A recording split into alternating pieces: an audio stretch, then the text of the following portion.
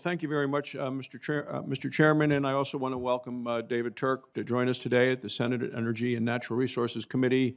Congratulations on the nomination. Thank you for spending time with me yesterday, and it was a very productive discussion, and I appreciated that. Our nation's energy production benefits every American, as we discussed yesterday. American energy keeps the lights on for our schools, our businesses, and our homes. It powers our cars, our buses, our trucks, our ships, our airplanes, and our trains. Whether it's coal, oil, natural gas, uranium, water, sun, or wind, the energy resources we use to generate power provide the backbone for our economy. Over the decades, our nation has made great progress in improving the environmental and economic performance of all of these energy resources, and we must never rest on our laurels.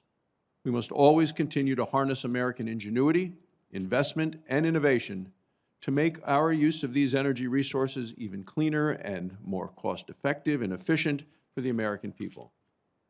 So last Congress, I, along with my Democrat and Republican colleagues, worked together to enact a law that promotes carbon capture technologies, provides for more efficient diesel engines, and prevents greenhouse gas emissions from air conditioners.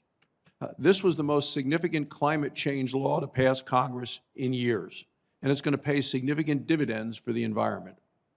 So I look forward to working with Chairman Manchin, the members of this committee, and the Department of Energy to build on this record of bipartisanship. If confirmed as Deputy Secretary of Energy, Mr. Turk is going to play a critical role in our nation's energy agenda. His experience in energy policy is extensive, and it includes leadership positions at the International Energy Agency in Paris, the U.S. Department of Energy, the U.S. Department of State, and the National Security Council. During his career, Mr. Turk has worked to support the development of innovative energy technologies. He has specifically spoken publicly about the need for carbon capture technologies. So I hope to hear more from Mr. Turk today about his support for developing innovative energy technologies, including carbon capture technologies.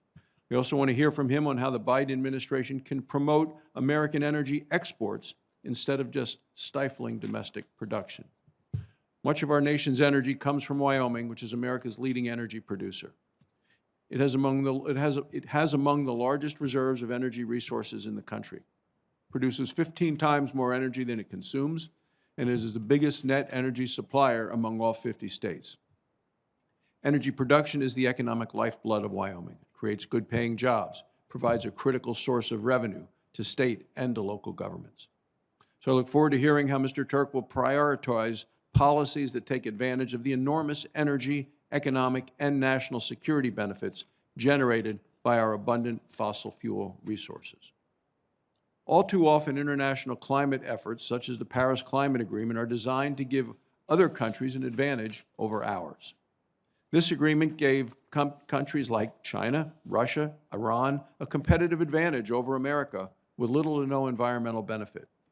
If confirmed, as Deputy Secretary of Energy, Mr. Turk must prioritize policies that are directly associated and focused on helping Americans. This is going to include energy production from coal, oil, natural gas, and uranium. The Biden administration has already declared war on American energy and American energy workers. Its policies make the United States and our allies more vulnerable to China, also to Russia, also to OPEC nations. So I'm not going to sit idly by while an administration enforces policies that threaten my home state's economy and the livelihoods of so many people in my state and across the country. Bottom line is the United States will need fossil fuels well into the future. Coal, oil, and natural gas are not going away, and America should not leave these assets stranded in the ground. If confirmed as Deputy Secretary of Energy, Mr. Turk must ensure that he and his colleagues at the Department recognize this reality. So again, thank you, Mr. Chairman, for calling the hearing. I do look forward to Mr. Turk's testimony and having an opportunity to further explore and discuss the issues with the nominee. Thank you, Mr. Chairman.